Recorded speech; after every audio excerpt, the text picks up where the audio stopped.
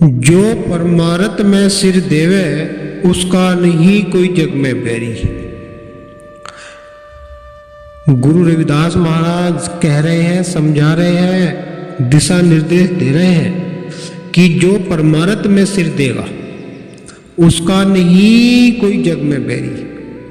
कि जो उस परमारथ में भुक्की तिसाओं को जिमावेगा, साधु संतों को भोग लगवावेगा और अपने घर के अंदर ही लोगों को भोजन पानी कराएगा, कि उसके कभी घाटा नहीं होता। कैसे बताया कि जो परमारथ में सिर देवे उसका जग में नहीं कोई बैरी। कि परमारथ में चित लगावे, अपना सारा माल लुटावे। गौर से सुनना सासंग जी, बड़ी ध्यानपूर्वक सुनने की बात है कि परमारथ में चित लगावे। परमारथ यानी कि जो परमात्मा का जो कार्य है उसमें यदि चित लगावे, कि परमारथ में चित लगावे, अपना सारा माल परमारथ में लुटावे, उसके घट्टा कभी न आवे। यह पूंजी है गहरी। महाराज कह रहे हैं कि परमारथ में चित लगावे, अपना सारा माल लुटावे, कि उसके घट्टा कभी न आवे। ये पूंजी है गहरी। कि जो परमारथ में सिर देगा उसका नहीं कोई जग में बैरी। साफ साफ समझा रहे हैं महाराज की परमारथ यानी कि जो परमात्मा के सतगुरु के नाम पे जो चित लगा होगा और अपना सारा माल उस मार्ग पर लुटा होगा, तो मालिक कह रहे हैं कि उसका कभी घाटा नहीं आने का। ये पूंजी बहुत गहरी है।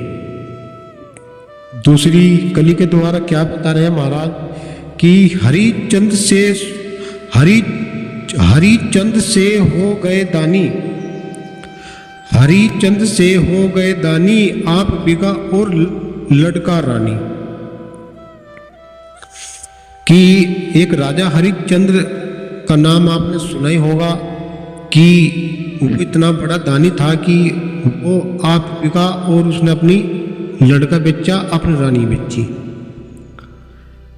कि जाए भरा सूद घर पानी और कफनी पहरी। कि हरिचंद से हो गए दानी, आप बिका और लड़का रानी।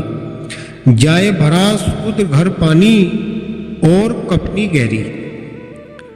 कि जैसे हरिचंद्र ने अपना सर्वोत्तम त्याग किया और त्याग किया तो आज उसका नाम सभी कोई ले रहे हैं। कि जो परमारथ में सिर देगा उसका नहीं कोई जग में बैरी। तीसरी कली के द्वारा क्या बता रहे हैं महाराज, मोर ध्वज सत को कभी नहीं हारा। मोर ध्वज सत को नहीं हारा, अपने सुत पे धर लिया आरा। मोर ध्वज का नाम सुना होगा कि एक कथा है। वो कथा ऐसी है कि मोर ध्वज का ये नियम था कि किसी एक अतिथि को जब तक भोजन नहीं कराने का तब तक वो अपने आप को भोजन नहीं करता था।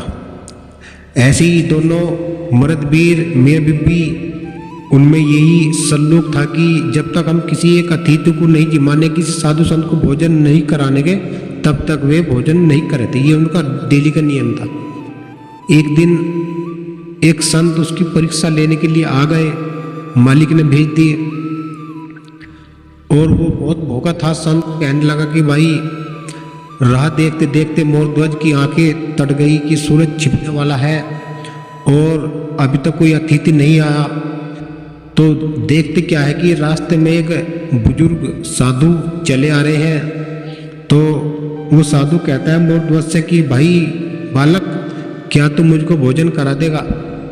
मोरध्वज कहता है, हाथ जोड़कर खड़ा हो गया, हाँ महाराज, मैं तो बहुत देर से प्रतीक्षा कर रहा था कि कोई आ ही नहीं रहा था।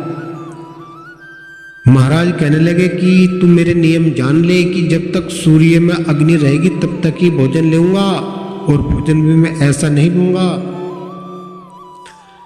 मोरध्वज कहता है, और महाराज कैसा लोगे बताइए आप, जिस प्रकार का भोजन आप चाहोगे इसी प्रकार का हम बनाकर देंगे आपको। ठीक है बच्चा। मोर ध्वज जो है उसे अपने घर के अंदर ले जाते हैं, आसन देते हैं, बैठा देते हैं और कहते हैं महाराज आप हमें बताइए कि आप किस प्रकार का भोजन लेओगे। साधु कहता है कि हमें भोजन ऐसा चाहिए जिसमें छोटे बच्चे का मांस हो, उसको पका कर लाओ। अब मोर ध्वज के एक ही बच्चा था, वो भी बड़ी मुश्किल से उनका हुआ था।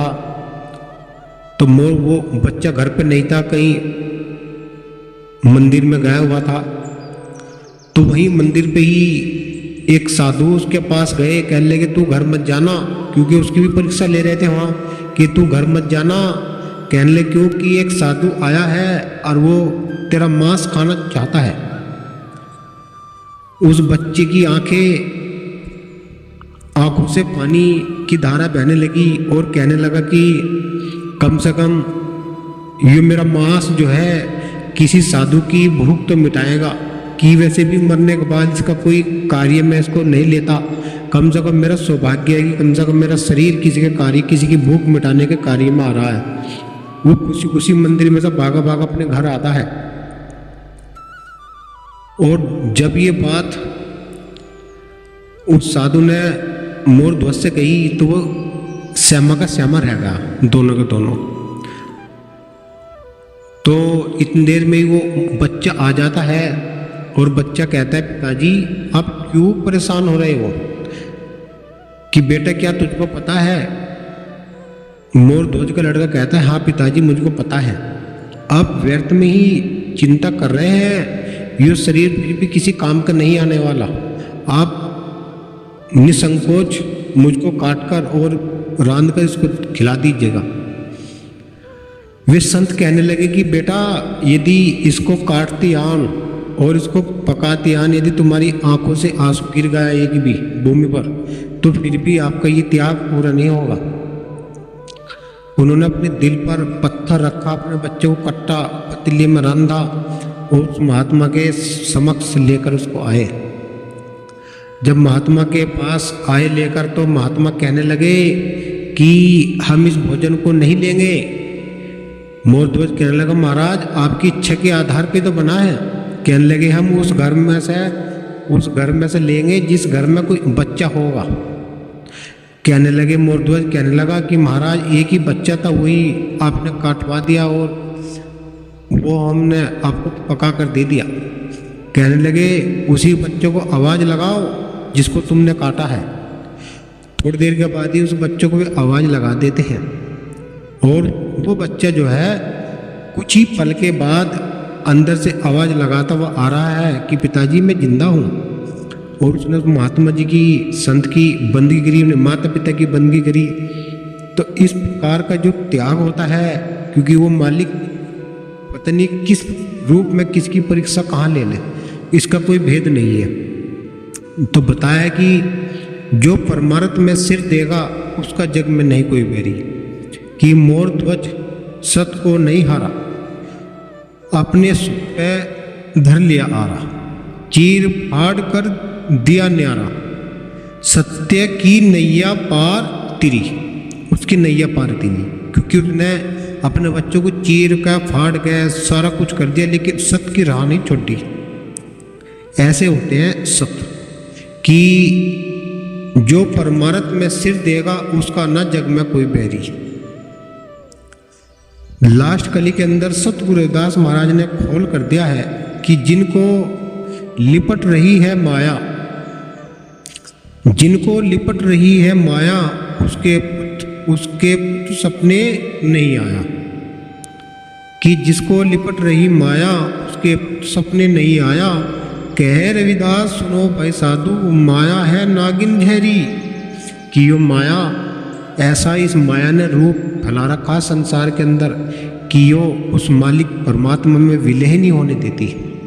कि ये जीव परमात्मा का अंश है और ये परमात्मा को भूल गया है जीव। जिस प्रकार से आपने देखा हो कि एक बिजली घर होता है, बिजली घर में से नगर में सप्लाई जाती है, और जब सप्लाई जो उसमें सप्लाई वाले तार में घर की सप्लाई का तार का जोड़ते हैं तो आप देख रहे हैं जी थोड़ी सा भी तूफान आ गया तो वो उसमें स्पार्किंग होने लगती है। ऐसे ही इस मन को जब माया की थोड़ी सी भी हवा लगती है तो उसमें स्पार्किंग होने लगती है। तो मन जो है विचलित हो जाता है कि वो सत असत को भूल जाता है और माया के वश में हो जाता है। तो क्या पता है कि जो परमार्थ में सिर देगा उसका न जग में कोई बैरी। तो इस प्रकार की जो वाणी है, इन वाणियों के अंदर वो रहस्य छिपा हुआ होता है जो हम अज्ञान में जो कार्य कर रहे हैं, जब हम ये वाणी सुनते हैं तो हमारा हृदय भी कांप जाता है कि जिन संतों ने अपना सारा जीवन समाज में लगा दिया और ऐसी सी वाणी उन्होंने समाज के लिए बनाई है कि समाज, आने वाला समाज जो है इसमें से खोज करेगा और उस वाणी की परख करेगा, उस पर चलने का प्रयास करेगा और अपने जीवन को सफल बनाएगा। हमारा यही प्रयास रहता है कि आप लोगों के साथ सत्संग करना और गुरु रविदास महाराज जी की ठोस वाणी आप तक पहुंचाना। यदि आप हमारे चैनल पर नए हैं तो सब्सक्राइब, लाइक, कमेंट करना ना भूलें। सतनाम।